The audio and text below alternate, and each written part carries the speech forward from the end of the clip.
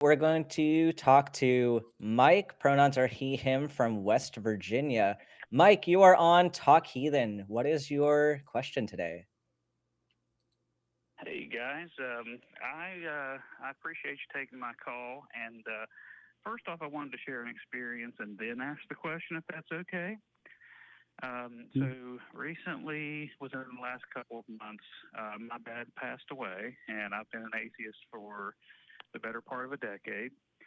And during the eulogy, the preacher, knew the family, knew me, and he was talking about, you know, the whole accept God and you will go to heaven.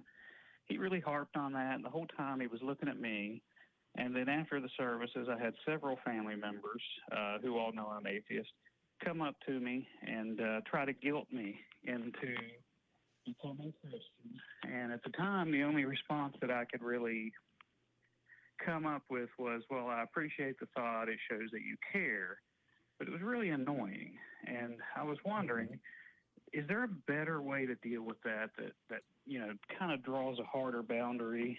And also, I wanted to share this, just so other atheists who might go through the same thing could have a better response for that.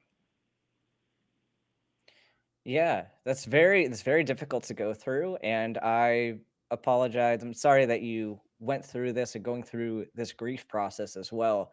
Um, it's definitely very difficult to feel othered in a community that you feel like is your own community. And I think a lot of us have gone through similar experiences. And it can be a tricky conversation to have, especially when everybody is dealing with similar grief. A lot of emotions come out differently during times of grief than they would otherwise. Um, and as far as having the conversation with your family, I think relying on statements like I statements or like I feel statements and trying not to put blame on them for certain things, even if in that moment they seemed like they were doing something inappropriate. It might be that they weren't intending to make you feel in that way. Maybe they had some heightened emotions, or they felt like they care about you, and they believe something very strongly, and they want you to um, they don't want to essentially grieve somebody else in their family. I think I don't know your family, um, but I think going in kind of with the knowledge that it's going to be a bit more sensitive of a topic, saying things like, and don't approach this right away. Maybe give some time for everybody to normalize a bit more. Saying things like, when this conversation happened, I felt like I was outside of the community, or I felt like I was othered in this case, can be helpful to Mm-hmm. communicate the way that you feel, and maybe they'll understand that they did affect you in that way. So I try to stick with that kind of language. I don't know if Jamie has some tactics that he likes to use.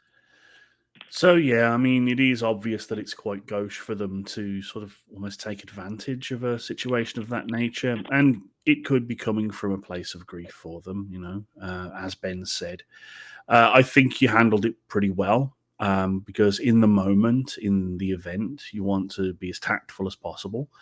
Thank you is a good way to go if you honestly believe that they are at least mostly genuine, because that Right. diffuses it immediately.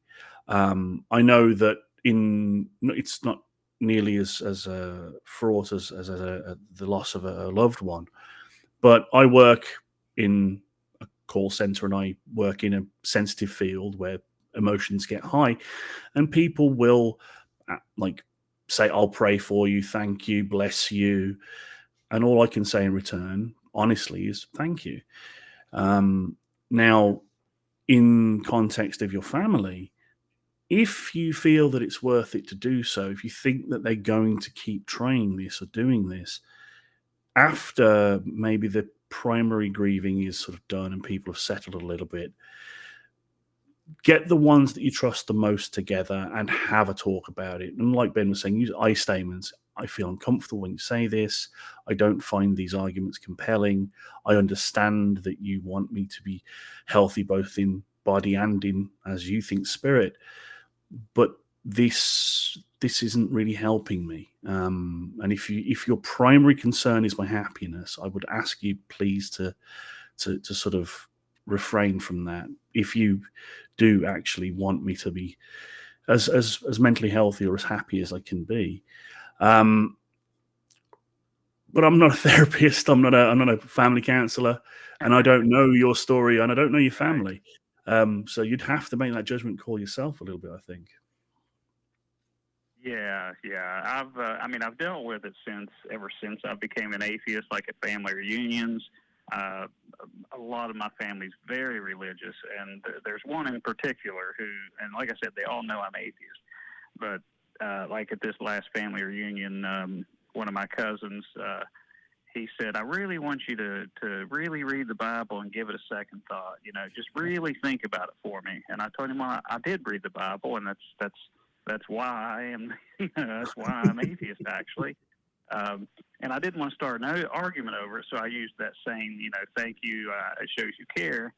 But yeah, I guess I could. That would be very tactful to say, I appreciate that you're, concerned about my spiritual well-being, but this is who I am, and I'd appreciate you respect that. So that I like that. I really like that. I appreciate that. And it's okay to set up more boundaries too. Like if it's at a point where they are kind of harassing you incessantly and you feel like you're not maintaining a good relationship with them, it's okay to say like, hey, these conversations are making me feel uncomfortable. I'd rather we just not talk about this when we're together. If these conversations come up, or if we can't agree on this, then I just will not be around as much. And they will need to make that decision then of bringing up that topic of conversation, or if they value your company, or if they're willing to kind of table that conversation. So not saying that you have to do it that way, but if there's a point where you're feeling like the relationship isn't productive, then that might be a route that you take. And maybe your absence will let them think a bit more about what their priorities are in the discussion. So that's a route you can take as well. Definitely. One half of my family is pretty accepting of it. My dad's half, and then my mom's half, they're the very, very religious ones. So those are the ones that I normally have trouble with. Mm-hmm.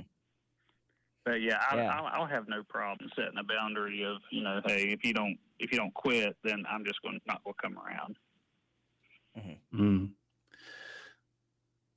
I think it extends to all awkward conversations. I mean, the context here is religion, but there's plenty of topics that can come up and get broached that you just aren't going to see eye to eye on.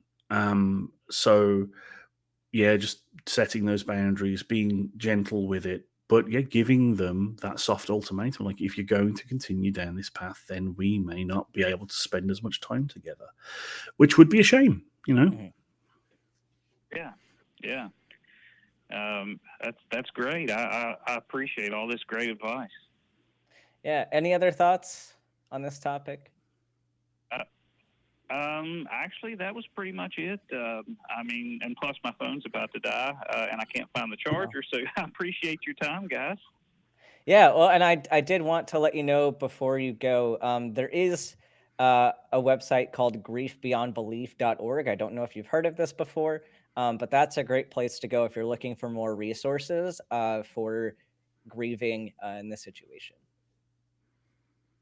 Awesome. I appreciate that. I hadn't heard of that before, but I will check that out. Yep. And I hope you have a good rest of your Sunday. Thanks for calling in. Thanks, Wim.